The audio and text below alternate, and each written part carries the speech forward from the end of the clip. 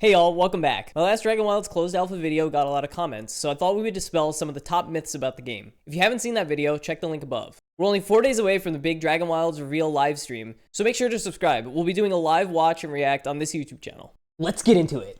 Number 1, RuneScape Dragonwilds was an April Fool's joke. This person said, "So many fools today." I can't tell if he was trying to be funny, but the replies didn't think so. Even though it was announced on March 31st, no, it was not a joke. I played the alpha, it's very real, and it's very good. Number 2, you'll need an Epic Games account. This is a myth that was making huge rounds on Reddit.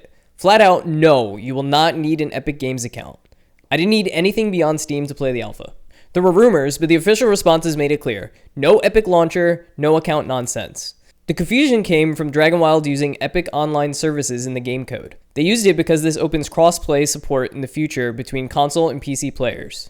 That's right, potential cross-play in the future. Again, you will not need an Epic Games account or launcher to play RuneScape Dragonwilds. Number 3, Dragonwilds will kill RuneScape. This type of comment was the most popular on my videos, and it's also making rounds on the Reddit, so let's clear it up. According to community manager Mod Doom, quote, "The RuneScape team is wholly disconnected and separate from the survival game team. We're separate projects. So rest assured, RS3 and OSRS aren't going anywhere, and Dragonwilds team is a totally separate crew. They're not poaching from other games." That being said, CM Doom expanded on this, saying that the people on Dragons are, quote, "there by choice," and that the teams they left found great people to take their places. So if anything, the devs working on this wanted to move over.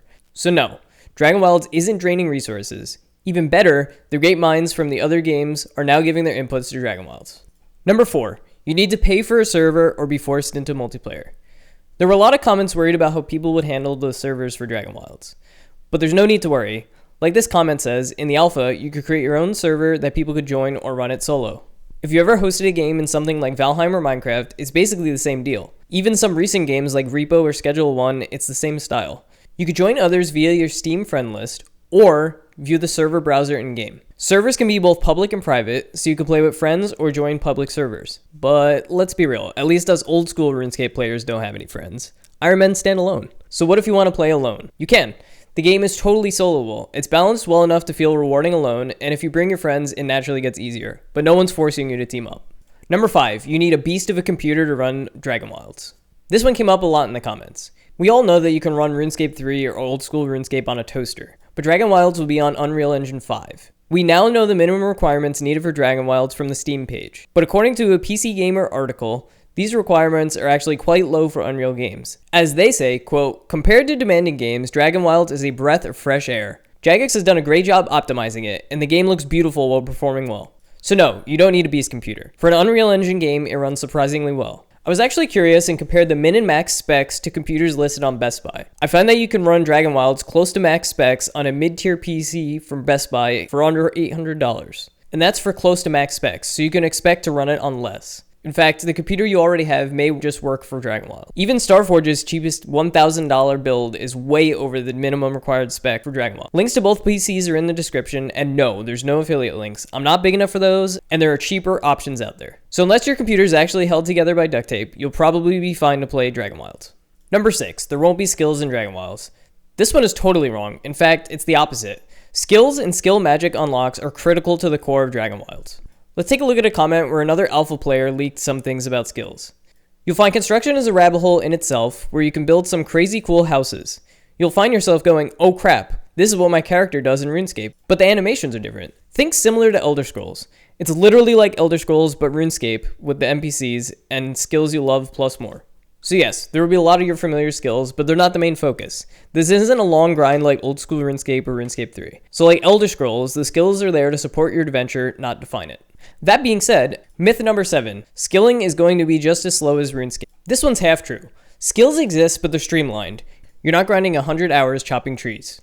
It's designed around playing the game, not staring at XP rates and progress bars. You'll all be happy to hear that I can confirm that in the alpha, the rune crafting XP rates were better than anything you've ever seen in either game. When I played solo, I found it was a nice balance of skilling and adventuring, but it never felt like grinding.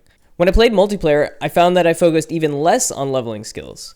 My wife was in charge of cooking, her choice, not mine, and my cooking level stayed pretty low. Meanwhile, I was a boss at construction, and hers was non-existent. All being said, you might run into a grind if you're going beyond the adventure, but that's to be expected. Think of 99 smithing in old school RuneScape.